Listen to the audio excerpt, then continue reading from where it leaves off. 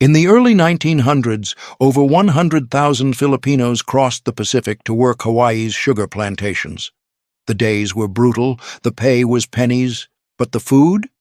That's where hope lived. From adobo bubbling in tin pots to pancit noodles stretched to feed a whole camp, these dishes weren't just meals, they were survival, pride, and a taste of home in a foreign land.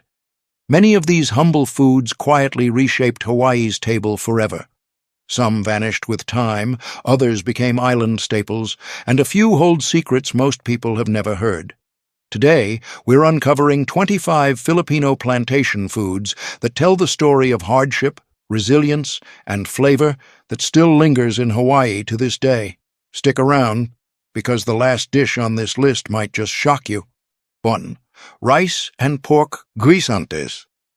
On the plantations, dinner had to do more than fill stomachs. It had to lift spirits. One dish that did exactly that was rice and pork guisantes. Imagine tender pork simmered in a tomato-based sauce, brightened with green peas, then spooned over steaming white rice. It wasn't fancy, but it looked and tasted like celebration on a plate. The ingredients tell the story. Pork scraps and bones, often the cheapest cuts, were simmered until soft. Canned peas and tomatoes were easy to stock in plantation stores, and of course, rice was the backbone of every Filipino table. Together, they turned humble rations into something comforting and familiar. After 12 hours in the cane fields, workers would gather, bowls in hand, letting the smell of garlic and tomato drift through the camps. Each bite carried memories of fiestas back home, even thousands of miles away. Over time, the recipe moved beyond the plantation kitchens, appearing at neighborhood potlucks and family celebrations.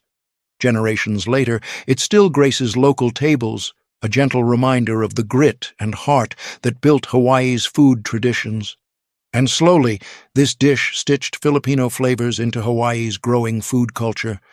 2. Adobo chicken and rice. If there was one dish that defined the Filipino table on Hawaii's plantations, it was adobo chicken and rice. Vinegar, garlic, soy, and peppercorns simmered down with chicken until the meat was tender, the sauce tangy and savory, and the aroma unforgettable. Served over hot rice, it was the kind of food that could turn exhaustion into relief.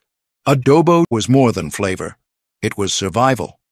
Vinegar and garlic preserved the meat in the days before refrigeration, making it safe to eat even after hours in the fields. A pot of adobo could be stretched across several meals, feeding families and bunkmates alike. In the evenings, the sharp smell of vinegar and garlic cooking would drift from hut to hut, drawing workers to the table. Every bite reminded them of home, of mothers and fiestas in the Philippines, even as they built new lives in Hawaii. Adobo didn't just survive in the camps, it thrived, becoming one of Hawaii's most beloved comfort foods. 3. Simmered. Now here's a dish born right on the plantations themselves. Simmered. Picture a steaming bowl of noodles in light broth, topped with whatever scraps were on hand, maybe green onions, a bit of fish cake, or slices of leftover pork. It was simple, filling, and cheap. But more than that, it was fusion. Filipino workers brought their own taste for noodles, mixing with Japanese ramen, Chinese mein, and even Hawaiian touches. On the plantations, these cultures blended in the kitchens just as they did in the fields. A shared pot of semen was comfort for everyone, no matter where they came from. For weary laborers, that hot broth warmed tired bones after hours of cutting cane. The noodles stretched a meal further, making sure no one went hungry. Over time, simmered grew from camp kitchens into a statewide favorite, sold in diners and drive-ins across Hawaii. What started as survival food became one of the island's most iconic bowls. Today, it remains a beloved taste of Hawaii's multicultural roots, a humble dish that tells the story of many peoples in every bite. 4. Lumpia. If adobo was the heart of plantation meals, lumpia was the celebration. Imagine golden, crispy rolls stuffed with pork, vegetables, or even just cabbage and onions when money was tight. Fried until crunchy and dipped in sharp vinegar, lumpia turned an ordinary evening into something that felt special. On the plantations, workers often shared lumpia during gatherings, birthdays, or payday feasts. Families would roll them in big batches, kids helping to fold the thin wrappers while adults fried them over open flames. The sizzling sound drew neighbors over, and soon the table became a circle of laughter and stories. What made lumpia so loved was its flexibility. Whatever scraps or vegetables were left from the week found their way inside. Nothing was wasted, and yet the result always felt like a treat. Even today, lumpia carries that same magic, a finger food that brings people together, just like it did in the plantation camps over a century ago. One crunchy bite still delivers that same feeling of shared joy and family warmth, no matter where you eat it. 5. Fried rice with garlic and bits of pork or fish. On the plantations, nothing went to waste, and fried rice was the proof. Leftover rice from the day before got tossed into a hot pan with garlic, soy sauce, and whatever bits of pork or dried fish were lying around. The result? A fragrant, filling meal that could stretch just a handful of ingredients into something that fed an entire family. This wasn't just about saving money. Fried rice was comfort. The smoky garlic filling the camp kitchens, the sizzling sound of rice hitting oil, the joy of finding a salty piece of pork or fish hidden in the grains. For tired workers, it was the kind of dish that made you slow down, savor, and feel full after a day of hard labor. And here's the kicker. Fried rice became more than a Filipino staple. It blended with Chinese and Hawaiian versions, evolving into a dish you'll still find across the islands today, from plantation tables to local plate lunches. Each pan told a story of resourcefulness and shared flavors, turning simple leftovers into a taste of community and resilience. 6. Boiled rice and stewed vegetables in fish sauce. Sometimes the simplest meals carried the deepest comfort. On the plantations, boiled rice with stewed vegetables in fish sauce was about as humble as it gets, yet it was a lifeline. Imagine a pot filled with leafy greens, squash, or long beans simmered slowly, seasoned with bagoong or patis, that unmistakable salty punch of fish sauce. Ladled over rice, it turned scraps from the fields into a warm, nourishing meal. For many families, meat was rare and expensive, but vegetables were easier to come by. Workers grew small gardens near their camps or traded produce with neighbors. The magic was in the seasoning. A splash of fish sauce transformed plain greens into something hearty and familiar. After a long day in the fields, this simple bowl reminded them of the Philippines, where vegetables were always stretched with rice to feed many mouths. In Hawaii, it kept spirits strong and bellies full, proving survival didn't need luxury, just flavor. Even today, similar vegetable stews remain a quiet favorite in island kitchens, carrying forward the taste of thrift and home. 7. Fried fish with vinegar dip. Few smells could stop tired plantation workers in their tracks, like the crackle of fried fish in hot oil. Simple, quick, and flavorful, it was one of the most common meals on the camps. Small fish, often mackerel, sardines, or whatever could be caught or bought cheap, were salted, fried crisp, and served alongside plain rice. But the magic was in the dip, sharp vinegar, sometimes spiked with garlic or chili, cutting right through the richness of the fried skin. For Filipinos, this meal felt like home. Back in the islands, fried fish was a daily staple, and on Hawaii's plantations, it became a taste of familiarity in an unfamiliar land. The crisp crack of each bite, paired with the tang of vinegar, was enough to make even the most modest supper feel satisfying. It wasn't just food, it was memory. In the camps, the scent of fried fish carried across shacks, a reminder that even far from home, traditions could still live at the dinner table. 8. Siopao or manapua. On Sundays or payday, plantation workers sometimes treated themselves to something special. Siopao, known locally as manapua. Picture a soft, pillowy white bun, still steaming as you tear it open, revealing sweet savory pork or chicken inside. It was portable, filling, and felt almost like street food from back home. These buns carried stories across cultures. Chinese immigrants brought the tradition, Filipinos embraced it, and soon plantation camps were filled with vendors carrying baskets of manapua, selling them hot and fresh. For a few cents, a worker could bite into something warm, sweet, and hearty enough to count as a meal. What made siopao beloved was its balance: bread to fill the stomach, meat for protein, and that hint of sweetness to remind weary workers of comfort. Kids adored them, adults relied on them, and slowly manapua became part of Hawaii's food identity. Even today, you can find them in bakeries across the islands, still carrying the taste of plantation days. 9. Arroz caldo. When sickness or exhaustion hit the camps, nothing healed quite like a bowl of arroz caldo. This Filipino rice porridge, simmered with chicken, garlic, ginger, and sometimes a squeeze of calamansi, was comfort in its purest form. Thick, steaming, and fragrant, it wrapped tired workers in warmth after long days under the Hawaiian sun. Rice was always the base, stretched with water into a hearty porridge. A few scraps of chicken could flavor an entire pot, feeding several hungry mouths. The ginger soothed the body, garlic added strength, and every spoonful felt like medicine you could taste. Families often served arroz caldo during the colder plantation nights or when children were unwell. In those moments, it wasn't just food, it was care. Workers far from their parents or grandparents found comfort in a dish that reminded them of being nurtured back home. Even today, arroz caldo is still cooked in Hawaii, carrying that same spirit of healing across generations. Each pot tells a story of resilience and love, proving that simple ingredients can offer powerful comfort and strength. 10. Boiled sweet potato and salted fish flakes. Not every meal on the plantations was hearty or meaty. Sometimes survival meant going back to the basics, like boiled sweet potato with salted fish flakes. Workers would cook sweet potatoes until soft and tender, then top them with shreds of dried salted fish.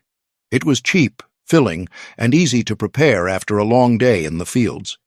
Sweet potatoes grew well in Hawaii's soil, making them a reliable staple when rice was scarce or too expensive. Paired with dried fish, it gave just enough protein and salt to balance the natural sweetness of the tuber. It wasn't fancy, but it fueled weary bodies and reminded Filipinos of similar meals back home. In the camps, this dish carried a sense of resilience. It showed how plantation workers could take the humblest ingredients and turn them into something sustaining. Even in hardship, the mix of sweet and salty brought a kind of comfort, proof that simple food could still carry dignity. 11. Fish and vegetable soup. On the plantations, nothing warmed the body after a long day like a simple fish and vegetable soup. Made with small local fish, simmered alongside leafy greens, onions, or squash, it was light yet nourishing. A touch of ginger or fish sauce gave the broth depth, turning a pot of water and scraps into a meal that felt complete. This dish reflected the plantation life perfectly: humble, practical, and shared. Families would pool what they had.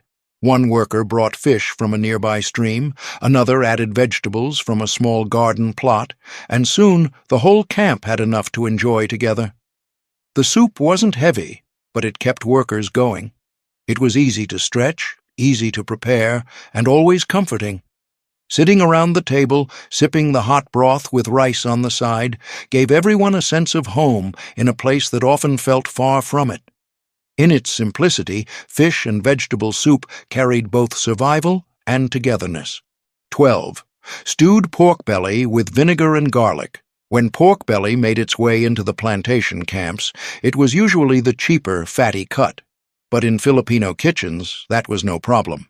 It was a blessing. Stewed pork belly with vinegar and garlic turned tough, humble meat into something rich, savory, and deeply satisfying. The process was simple but genius. Pork belly simmered slowly in vinegar, garlic, soy, and pepper until tender, the fat melting into the sauce. The vinegar preserved the meat, while the garlic gave it that sharp, irresistible aroma. Ladled over a mound of rice, it was both hearty fuel and comfort after 12 hours in the cane fields. What made this dish special was how it transformed scraps into treasure. Workers gathered around the table, dipping into the glossy sauce, savoring every bite of meat and fat. It was proof that flavor didn't depend on money. It depended on skill, patience, and the power of tradition carried across the ocean. Even today, its tangy, sweet aroma still drifts from island kitchens, linking modern meals to the resilience and resourcefulness of those early Filipino cooks. 13. Rice with stir-fried greens. On the plantations, meat was a luxury, but greens were life. Rice with stir-fried greens, often morning glory, long beans, or whatever vegetables could be grown in small garden plots, was a daily staple for many Filipino families. Quick to cook, cheap to gather, and full of flavor when seasoned with garlic or fish sauce, it turned a modest bowl of rice into a satisfying meal. After long days in the cane fields, workers tended small patches of vegetables near their camps. These gardens weren't just food, they were survival. A handful of greens thrown into a hot pan with oil and garlic filled the air with a smell that pulled neighbors to the table. For many, this simple dish brought comfort. It wasn't about richness or meat, but about freshness and familiarity. With every bite of crisp greens and warm rice, Filipinos tasted both resilience and memory, proof that even the humblest food could feel like home. Today, those same garden-grown flavors still appear on Hawaiian tables, carrying forward a tradition of thrift and togetherness. 14. Steamed rice cakes with coconut and banana. Not every plantation meal was heavy. Sometimes workers treated themselves to something light and sweet, like steamed rice cakes with coconut and banana. Made from ground rice, mashed banana, and grated coconut, these little cakes were steamed in metal tins or even improvised molds, turning out soft, chewy, and fragrant. They weren't fancy desserts, but they carried joy. Bananas grew easily in Hawaii, and coconuts were plentiful, so workers found ways to stretch these ingredients with rice flour to create snacks that reminded them of home. Children especially loved them, waiting by the steaming pots, eager for the first bite. In the camps, these rice cakes were often shared during gatherings or Sunday rest days. For a moment, the long hours in the fields felt far away, replaced by laughter and sweetness. More than just a treat, they were a taste of tradition, proof that even in hardship, small pleasures could bring people together. 15. Mixed vegetable stew with coconut milk. On the plantations, a pot of mixed vegetable stew with coconut milk was like a hug in a bowl. Squash, eggplant, beans, or leafy greens were simmered slowly in rich coconut milk, seasoned with garlic, onion, and a touch of bagoong or fish sauce. Creamy, savory, and deeply comforting, it turned simple vegetables into something hearty and satisfying. Coconuts were abundant in Hawaii, and Filipino workers quickly leaned on them as a key ingredient. The coconut milk stretched vegetables into a full meal, perfect to ladle over rice and share with a crowd. Even when meat was scarce, the stew felt complete, rich enough to fill the stomach and flavorful enough to soothe the soul. In the camps, families often cooked large pots of this dish, neighbors stopping by with bowls to share. The aroma of coconut and garlic drifting through the air reminded workers of familiar meals back in the Philippines, offering both comfort and community at the end of a long day. 16. Coconut fish stew. Few dishes captured the flavors of home like coconut fish stew. On the plantations, small fish, often mackerel or whatever was cheapest at the market, were simmered gently in coconut milk with ginger, garlic, and sometimes chili for heat. The result was a creamy, savory stew that clung to rice and warmed tired workers after endless hours in the cane fields. Coconuts were plentiful in Hawaii, and Filipino workers used them the same way they did back home. The rich milk softened the strong taste of fish, stretching it into a dish that could feed a whole family. Even when meat was scarce, this stew delivered both protein and comfort. Shared in camp kitchens, the smell of coconut mingling with garlic and fish drew everyone in. For many workers, this dish was more than nourishment. It was memory, a reminder of seaside meals in the Philippines. In every spoonful, they found both survival and a connection to the shores they left behind. 17. Bagoong fried rice. When food was scarce, flavor mattered more than ever, and nothing packed a punch like bagoong fried rice. Leftover rice was tossed in a hot pan with garlic, onions, and bagoong, that pungent, salty, fermented fish paste. Sometimes bits of egg, pork, or vegetables were added if they were around, but the bagoong alone transformed plain rice into a bold, satisfying meal. In the plantation camps, bagoong was a taste of home. Its smell was strong, even shocking to outsiders, but to Filipinos it meant comfort. A spoonful of bagoong could stretch rice into something filling, making sure no one went hungry. Workers often fried big batches to share, each bite salty, savory, and unforgettable. For many, this dish carried pride. It showed how workers could take the humblest leftovers and, with a spoonful of fermented magic, create something delicious. On Hawaii's plantations, bagoong fried rice wasn't just food. It was proof of resilience, identity, and the power of flavor to keep traditions alive. 18. Pancit.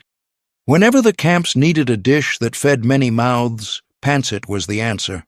Long noodles stir-fried with garlic, onions, soy, and whatever vegetables were on hand, cabbage, beans, carrots, sometimes with bits of pork or chicken if luck allowed. It was colorful, hearty, and perfect for stretching a few ingredients into a feast. For Filipinos on the plantations, pancit carried a deep meaning. Noodles symbolized long life, so serving pancit wasn't just about eating, it was about hope. On birthdays, holidays, or payday gatherings, you'd see workers gathered around pans sizzling with noodles, the air filled with savory aroma. Kids loved it, adults cherished it, and neighbors always seemed to show up when pancit was being cooked. More than just fuel, it was celebration food in the middle of hardship. With every bite, Filipinos tasted both survival and joy, and pancit became one of those dishes that never left Hawaii, living on in kitchens across the islands. 19.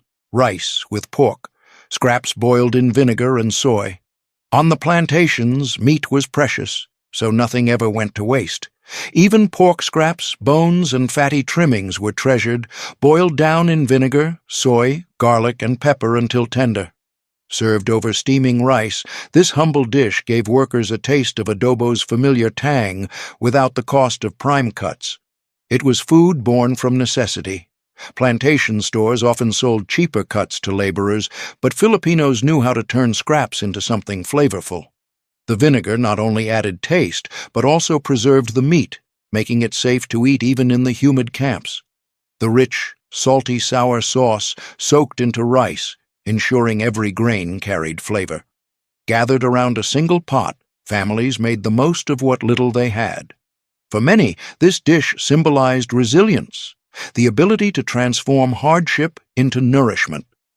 What looked like leftovers to others became a hearty meal, one that filled both stomachs and spirits after another long day in the cane fields.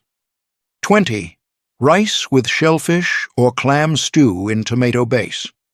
Along the Hawaiian shores, workers often gathered what the ocean freely gave: clams, mussels, or small shellfish. On the plantations, these finds turned into hearty stews, simmered in tomato, garlic, and onions, then poured generously over rice. The briny taste of the sea mixed with the tangy tomato base made each bite bold, comforting, and unforgettable. This dish showed the creativity of Filipino workers. With little money for meat, they relied on what they could forage. A bucket of clams from the beach could feed an entire family once stretched with rice and tomatoes. Sometimes vegetables from a camp garden were tossed in, making the stew even more filling. For many, the smell of clams, simmering with garlic, brought back memories of fishing villages in the Philippines. On Sundays or rest days, this stew turned into a communal meal, shared with neighbors over laughter and stories. It was survival, yes, but also a taste of home carried across the ocean. 21. Boiled taro or yam and rice with fish or pork bits. Before rice was always available, plantation workers often turned to taro or yam, crops that thrived in Hawaii's soil. Boiled until soft and starchy, these roots became the backbone of a simple but sustaining meal.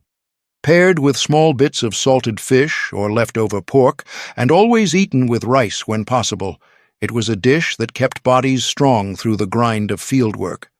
This was survival food at its purest. Taro and yams were cheap, filling, and grew locally, making them reliable when wages were thin or rice ran short. Workers mashed them alongside rice for extra bulk or ate them plain with a sprinkle of salt and fish flakes.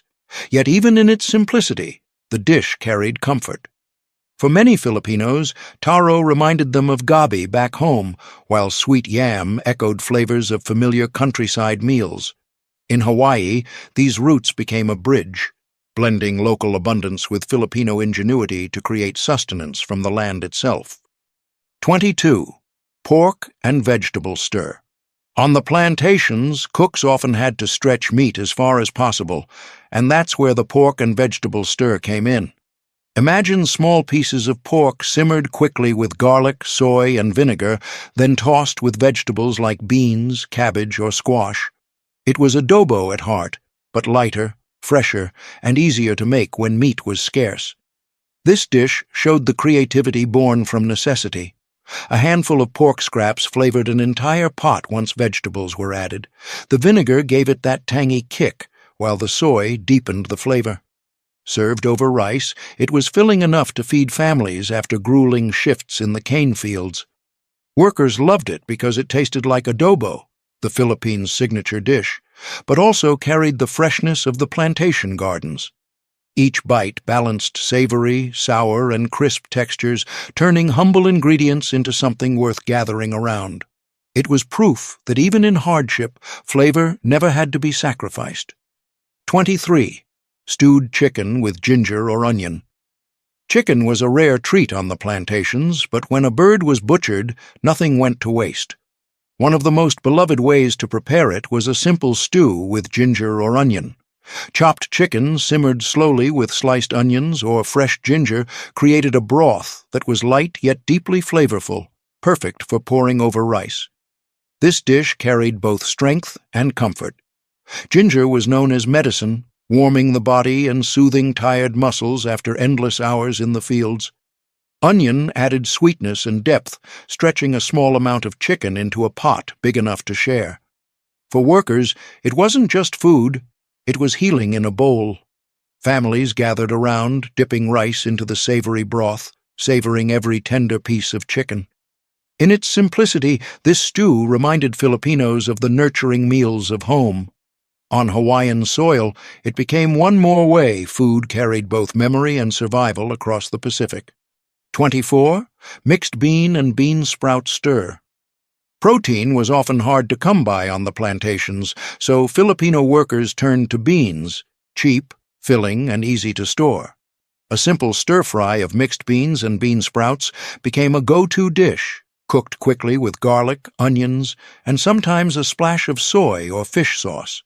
It was fast, nourishing, and stretched to feed a whole family. Bean sprouts, grown easily from mung beans, added freshness and crunch to the plate. Workers often sprouted them in jars right inside camp kitchens, ensuring there was always something green to throw into the pan.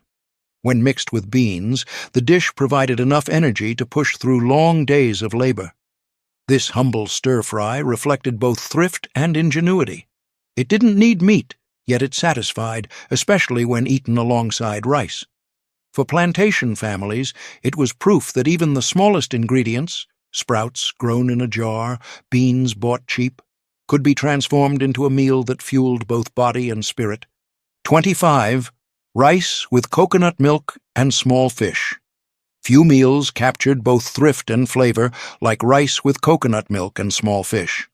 On the plantations, tiny fish, sometimes dried, sometimes freshly caught, were simmered in creamy coconut milk with garlic, onions, and a pinch of salt. Poured over hot rice, it was rich, savory, and comforting, even when the ingredients were humble. Coconut milk was a gift of the islands, and Filipino workers used it the way their families had back home. It softened the sharpness of dried fish, turning something salty and tough into a stew that tasted full and satisfying. The coconut cream clung to each grain of rice, making even a small serving feel hearty. For many, this